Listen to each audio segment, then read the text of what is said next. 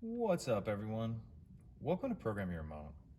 Today I'm going to show you how to change the cabin air filter in a Ford Edge. This is a 2020 Edge here, but it will be the same on a few different years. So our cabin air filter is going to be located behind the glove box. In order to get to it, we need to open the glove box. And if we look on the right-hand side, we're going to see this dampening arm right here.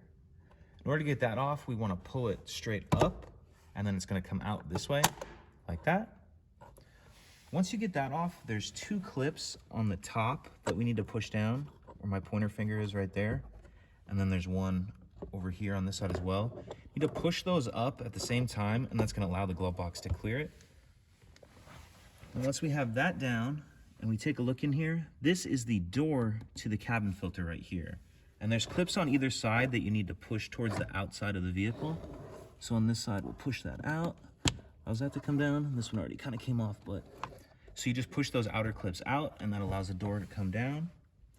And then once we have that down, we can see our actual cabin filter right here. And I'm not going to change this one. I'm going to come back to it. But when you do put your new one in, make sure you pay attention to that airflow arrow, and you want your airflow arrow pointing down.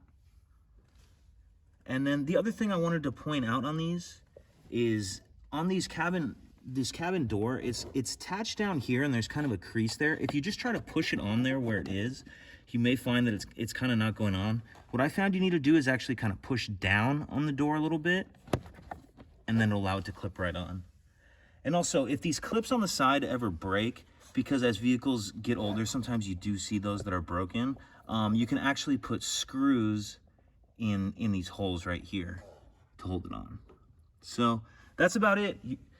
You reverse everything else we just did to close it up. If you have any questions, please let me know. If you could take a second to like and subscribe, it helps us out, and I'd appreciate it. Thank you.